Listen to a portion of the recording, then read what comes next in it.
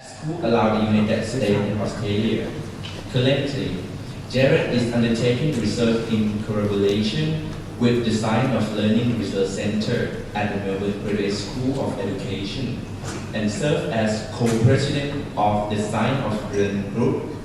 The group dedicated to bringing the latest in brain and behavioral research to teachers, students, and parents alike.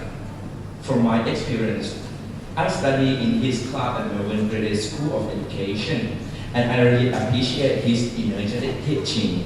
But I'm not sure whether he will show that aspect today. However, I believe you will absolutely love his lecture. Please welcome Dr. Jared Howard.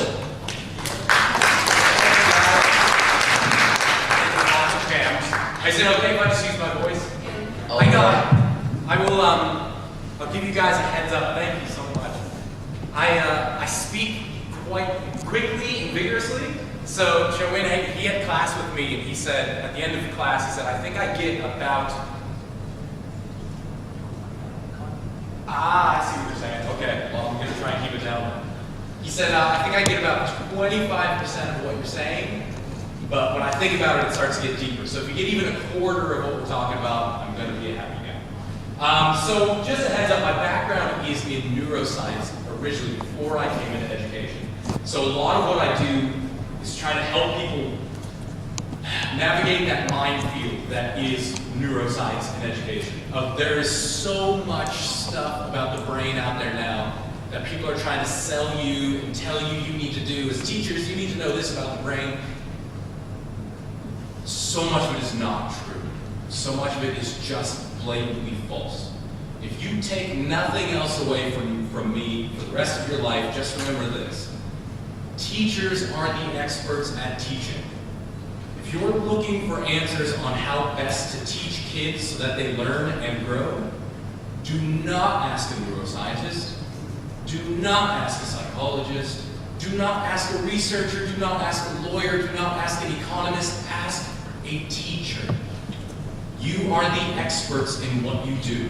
We're experts in the brain, you're experts at teaching. Do not let anyone like me come up here and tell you how to do your job. You know what's best. Get ideas from us, but own your own expertise. Cool. That's where I'm going to leave that. So I'm going to take a look now. We're going to dive deep into the brain. What's the point of the brain in leisure? Which means I'm going to talk about emotions. And anytime I have to talk about emotions, I start with this man here. This is Tyler Southern. He was, I used to work at a clinic in Boston, and he was one of our patients. And so he was a soldier. He went to Iraq 4 tours of duty. On his last tour, the Humvee he was in got hit by an IED. And everyone in the Humvee except for him passed, unfortunately. So he got discharged. He comes back to the States. Everything was rough. And we got him back on his feet emotionally, but his one recurrent problem was pain. He kept feeling incredible pain in his legs, and we just could not get rid of it. Drugs, stimulation, surgery, we couldn't do anything. And when I zoom out, you'll see the reason why. Tyler Southern didn't have any legs. This kid was complaining of pain in his legs, and he no longer had legs. So how do we treat this? So has anyone, have you guys heard of this problem before? So what's the typical name for it? Phantom limb pain, absolutely. This is where you don't have a limb anymore, but you still feel as though you do. So does anyone know how we treat this now? It's thousands of dollars of testing and millions of dollars of research. Do you know how we solve it? We do a little bit of VR. We use $5. $5. You buy a mirror, and we trick you into thinking you still have your limbs. So I'll show you this little video. This is called a mirror box. I can run up. Luckily, this is the only video, so I only have to do this trick once. But this is as simple as it is. Here's a box with a mirror. Imagine you only have one arm. You put your good arm in one side, and put your nub, or the little stub of your other arm in the other side, and the mirror makes it look like you've got the limb you're missing. And as you believe, you can see it works incredibly well. As you believe you have the limb, you can start to relieve the pain. So you can do the same thing with legs. What we did with Tyler, since he had no legs, was we filmed my legs on a treadmill, and he would sit there at mirror level, so he'd see in a mirror his body from the waist up, and then we'd project my legs walking from the waist down, and he tricked himself into relieving that pain. Why do I talk about this? Because we have an issue when it comes to emotions. It's a chicken or an egg problem. The way we commonly thought about it, and the way a lot of people still think about it, is let's say we go out and we see this spider. Assumption says you see the spider, you think you're scared, and that sends out the signals to your body. So now you start to feel that fear. So you see it, you get scared, and then you course your body and you start to feel what fear feels like. That ain't close to being true. We now know it's much more like this. When you see that spider, the first thing to respond is this. Your body starts firing up. The emotion begins here. We then have this little guy called an interpreter who sits there and goes, wait a second, I'm feeling these tingles. Why might I be feeling them? There's a spider there. Okay, I'm going to say those tingles are me being scared. So emotions start here and later are interpreted and felt by us. It's a physical bodily sensation before it's a mental sensation. This is why it's so easy to read people's body language. You know when someone's mad, you know when someone's sad, you know when someone's happy, you know when your spouse is not pleased with you, because you can't hide it from your body. This is where it's living. This is why a lot of de-stressing techniques are physical. Deep breathing, relaxation. You change the body, you change the mind. We also have this thing called emotional confusion, where your body's sending out a signal and you misinterpret what it means. So, great example, a guy I work with, he was going on a date with a girl for the first time. He brought her, instead of going to a bar, they went to a coffee shop, and he had like 3 or 4 espressos because he was nervous. The caffeine starts to make his body tingle. His interpreter kicks in and says, okay, I'm getting tingles, why am I feeling it? He assumed the tingles were because he loved the girl across from him. So he was getting this experience, and he said, I must really like her. So for the next week, he was just talking about how much he likes this girl, and oh my gosh, I'm going to get married. So of course, they go out on date 2. When he's not having coffee, he realizes he doesn't like her at all. He just misinterpreted what that physical sensation was. So cut back to him. If this is true, then that means somebody who's missing some of their body would have less emotions than us. Let's take it a step further. If you're quadriplegic and emotions happen here first and you're not able to feel any of this, then how are your emotions? What do you guys think? If emotions start in the body and you no longer have a body, what happens to your feelings of those emotions? What do we think? Oh, I'm letting you off the hook. You want to talk back to me? If emotions start here and I don't have this, do I have emotions? Feels like you should. But what we find in quadriplegics is after they get over their initial case, their emotions are very, very narrow. They start to, whereas you and I might like swing between, say, happy and sad. We'll rank it like 5 out of 10 happy, and tomorrow I'm 3 out of 10 sad. What we see with quadriplegics is once they get used to the condition, they hover around 1 or 2. They just kind of stay flat.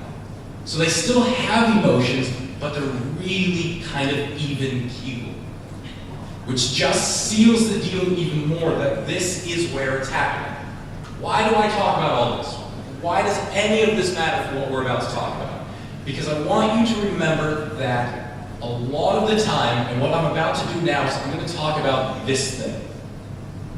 And we tend to think that once we know this thing, we're going to have everything sorted. But this thing resides in this thing. And this thing drives the machine a lot more than this. So even though I'm going to be talking about the brain, we should never mistake that as the overall answer to what a person is.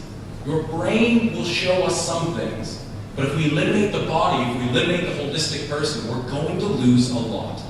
So don't, even though we're going to be looking at the brain and getting into the minutia, don't get bogged down thinking that that's the answer, now it's time to change.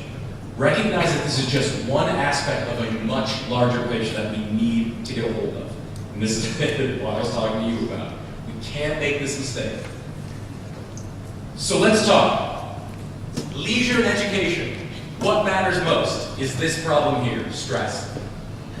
This is what neuroscientifically, leisure and education, this is where the crossroads come together. Stress response. Understand stress. 4 things we need to know. Actually, I'll keep it simple. I think for this one, I'm just going to say 2. First is the chemical cortisol. This is your stress signal here. Because we don't really, I don't even know what that chemical thing looks like, I'm just going to give it a little guide. Cortisol is bad, so we're going to say that that's Boris bad enough. The other chemical that we need to know is BDNF.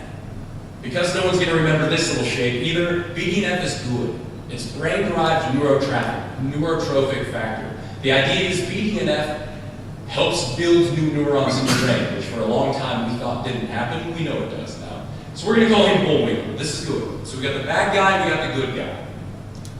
Oh, 2 bits of the brain now we need to know. First is the hippocampus. Anytime you hear someone talk about the hippocampus, what function do you think they're talking about? What's the major job of this? Does anyone know? You should know. I failed as a teacher. Here's your memory area. Oh, thanks, that's okay. I'm staying here. Anytime you hear someone talk about the hippocampus, they're going to be talking about memory. So, hippocampus, I'm just going to move that speed back. There's your memory part of your brain. The other bit we need to know about is the frontal lobe. Here's essentially executive function. When we're learning, setting goals, inhibiting things, this is where that's going on. Cool. Cortisol, BDNF, the hippocampus, and the frontal lobe. Let's write this story. What is going on during a stress response? When you see something that you interpret as scary or stressful, the first thing that happens is cortisol floods your body. That's that feeling. You then interpret that as fear. Cortisol then floods into your brain. It's one of those few chemicals that can cross the blood-brain barrier, and it floods in there. Here's what happens. First, it floods into your frontal lobe. Once cortisol gets in there, it essentially shuts it down. It inhibits it. So you lose this executive function. If you want to feel this, and it does it for a very specific reason, it does it to focus you.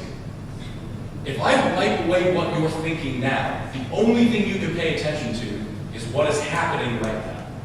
So if I take away thinking about the last talk and what you just ate for lunch and how you're feeling, if you have a stress response, you're going to dump all of that. The idea is so now you can focus here. Let's experience this. So here's a picture that I assume none of you have ever seen before. So this is in your working memory. Now I'm going to change one thing about this picture. Your job is simply to raise your hand as soon as you see what I've changed. Are you ready? Okay. You see what I changed? Sweet. Let's do this again. I'm going to put another picture up there you've never seen. It's going to jump back and forth. Every time it jumps, something's going to change. Raise your hand when you see what's changing this time.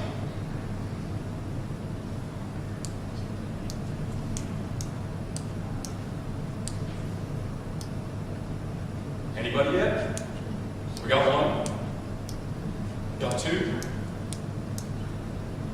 We got one. If you see it, is it a small change?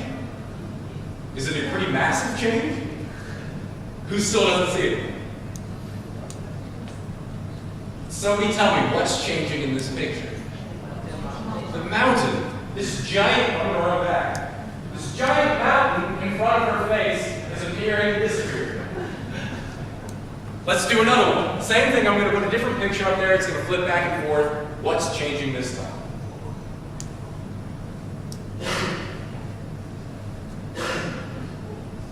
Raise your hand when you see it. There we go. We got it. He's good. He's good at this stuff. I like this. We're in. If you see it, is it hidden? Or is the change right in the middle of the picture? What is it? It's the boat right in the middle of the picture. What's the difference between these two and this one? Why was this one so much easier and these two hard? What's the difference? What's that? No, it's not a background issue. Good thought, though. What else is going on? What's going on here that wasn't here?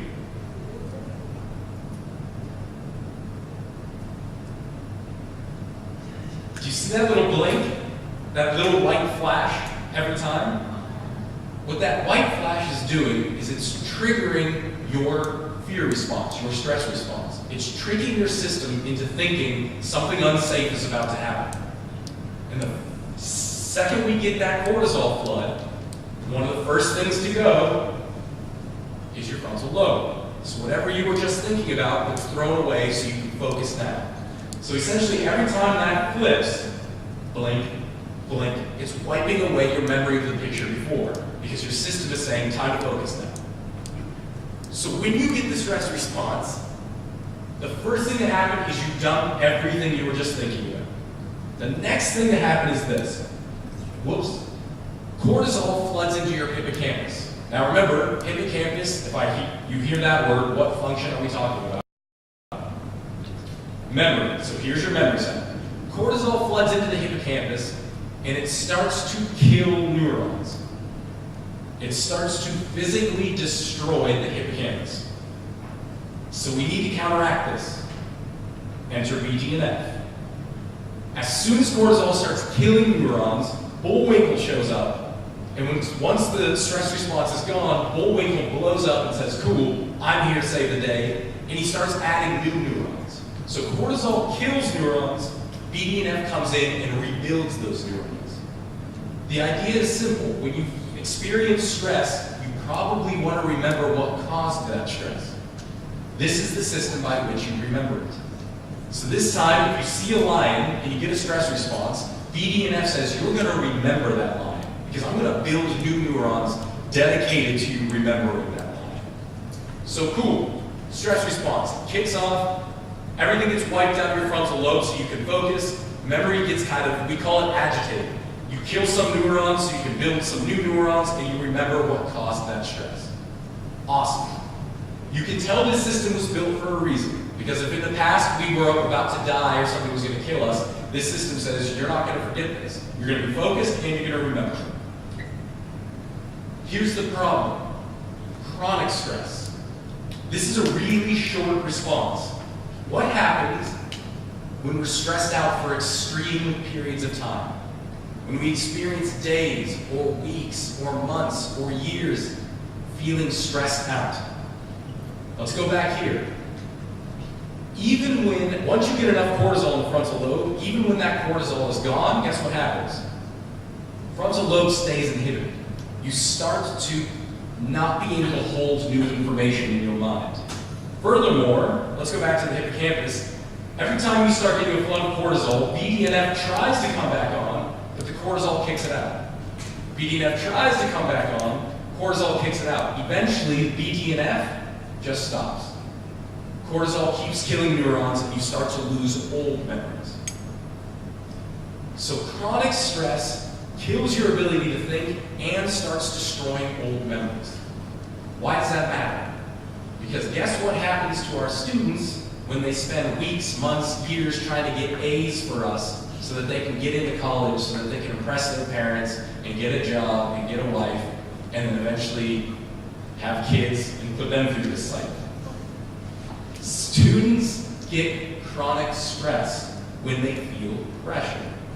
Chronic stress actually impairs their ability to be effective students. So what's the answer to chronic stress? Why are we all here? What's the best thing to do to get rid of chronic stress? You all know the answer.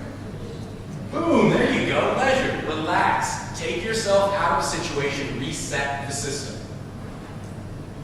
Now, when we talk about leisure in schools, we tend to think about this, like kids doing physical exercise, and that's definitely one aspect of it. But here's the same thing.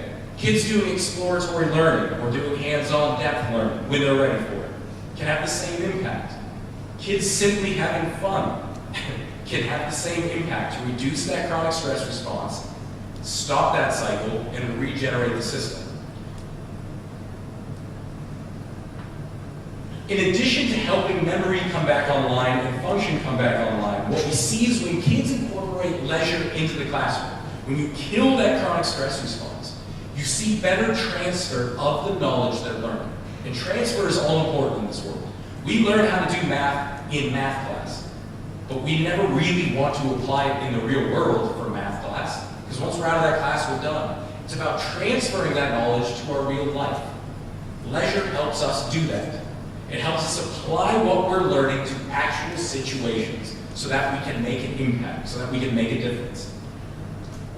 Here's your secondary bonus to leisure. When you are in a good spot, when chronic stress is done and you are feeling happy, you are feeling engaged, you are feeling calm, relaxed, and kind of there, present, happy, you get a flood of dopamine in your brain. Dopamine is one of the strongest learning chemicals we know of. Dopamine is essentially how we learn. But as I said before, we can never mistake the brain for the person. So I want to do a little experiment with you.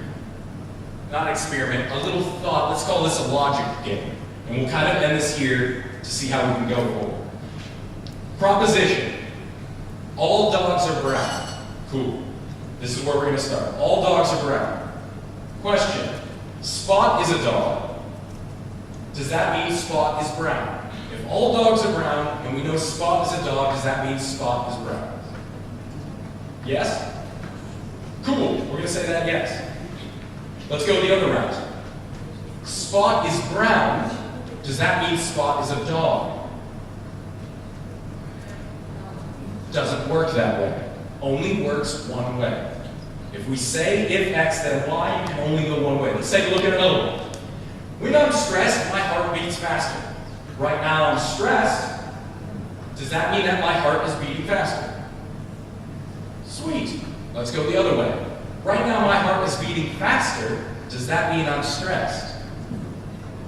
Absolutely not.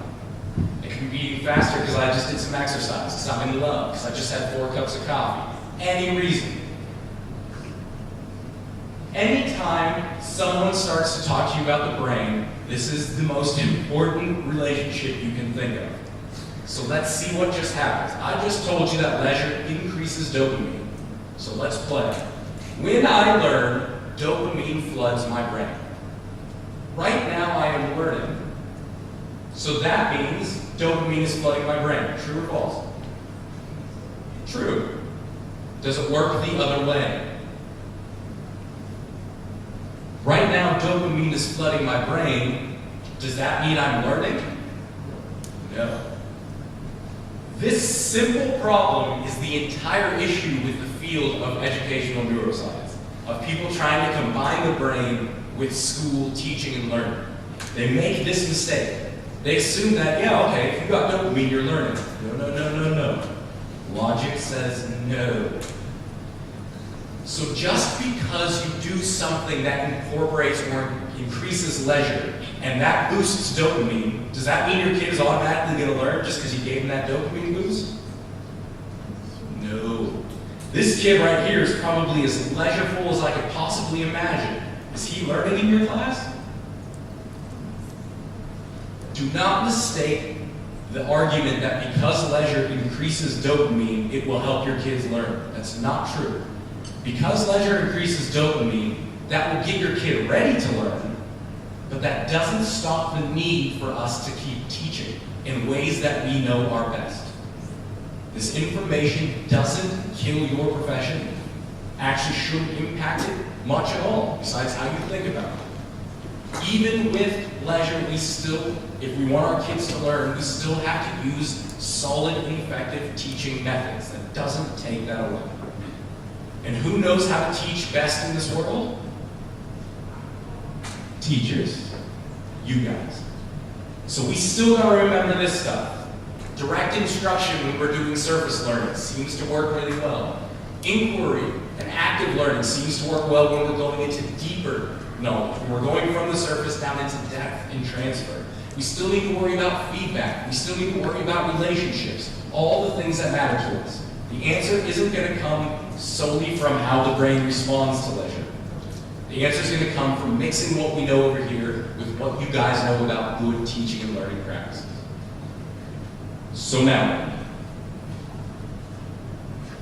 actually that's where I'll end. So, ideally, my idea here was just to give you a better background of the mechanisms behind which we're talking about here, how leisure might impact learning and teaching. So that when you listen to other things, you might have something to kind of hang some ideas on, put a hat over here, put a coat over here. But there is no answer here. This is just going to help us think deeper about these topics. But it still requires you guys to do what you guys do best. And that is work with your students to improve their outcomes. That's where I'm going to leave that. Thank you, guys. Does anyone have a question or questions? Okay. Thanks, that's really interesting and playful. I have a question about your spider, because I was thinking you're Australian. Yep, Spider.